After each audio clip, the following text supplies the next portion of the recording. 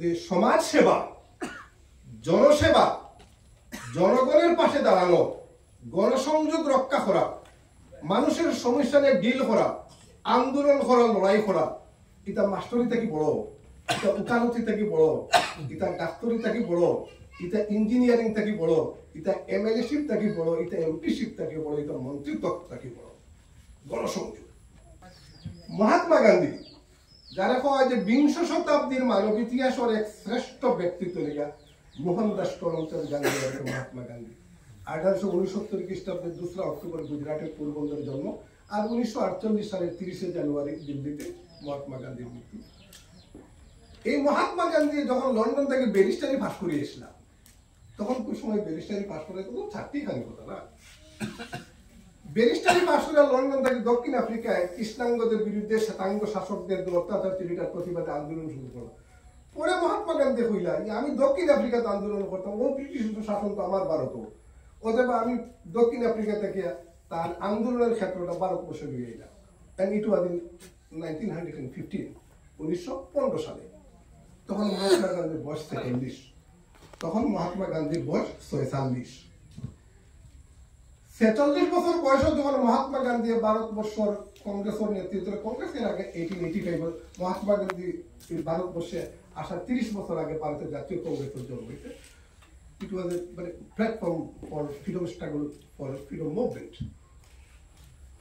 মহাত্মা গান্ধী যখন ভারতের স্বাধীনতা আন্দোলন শুরু করলাম, ব্রিটিশের বিরুদ্ধে আন্দোলন গড়িয়ে তুললাম, সিভিল ডিসঅবিডিয়েন্স মুভমেন্ট শুরু করলাম, নন কোঅপারেশন মুভমেন্ট শুরু করলাম, তারপরে কুইট ইন্ডিয়া মুভমেন্ট, তারপরে ধাপে ধাপে গিয়ে 47 আগস্ট আমরা দেশ স্বাধীন ঘোষণা করি।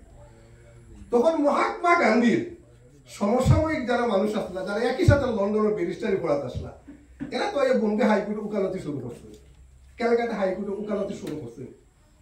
বড় বড় টাই লাগাইয়া কোট লাগাইয়া কোর্টে উকালতি কথা সম্মানী নামি দামি মানুষেরা, এরা তখন মহাত্মা গান্ধীর সমালোচনা করতা। কইতে এক লোকে ব্যারিস্টারি পাস করিয়া আইলাম, আইয়া আমরা ব্যারিস্টারি করি আর কত সাংসদ কত জীবনযাপন করি আর অভিজাত জীবনযাপন করি, আর আমরা লোকে পড়ি আইয়া এইটা বলতা বাদ দিয়ে মোহনদাস করমচাঁদ গান্ধী এ লাগিয়ে ভারতের স্বাধীনতা হইল, দেশ এখানে স্বাধীন হইলে তো সবার লাগে হইব। তুই নিয়ে পড়াশোনা করিয়া ইয়া কি আন্দোলন লাগিয়া তোর এত সুন্দর তো সোনার কেরিয়ারটা নষ্ট করে কে লাগে, এটা বলবো। এইভাবে সমালোচনা করতাম মহাত্মা গান্ধীর ক্লাসমেট, তার বন্ধু বান্ধবেরা। নাও মহাত্মা গান্ধীর মৃত্যু 1948, ইট ইজ দ্য 2025, 77 বছর পরে আমরা এখন মূল্যায়ন করিয়া দেখছি মহাত্মা গান্ধী যান ব্যারিস্টারি পড়ারে সাইডলাইন করিয়া ভারতের স্বাধীনতা আন্দোলনের নেতৃত্ব দিলাম, এবং 1915 থেকে 1947 32 বছর ধরে ভারতের স্বাধীনতা সংগ্রামের ইতিহাসে গান্ধীয়ান এজ বা গান্ধীর যুগ বলা হয়, 1915 to 1947। সেই অহিংসার পূজারী মহাত্মা গান্ধী আজকে শুধু ভারতবর্ষ না, গোটা পৃথিবীর 820 কোটি জনসংখ্যা বর্তমানে এই সমস্ত পৃথিবীর মানুষের এক শ্রদ্ধার পাত্র মহাত্মা মোহনদাস করমচাঁদ গান্ধী।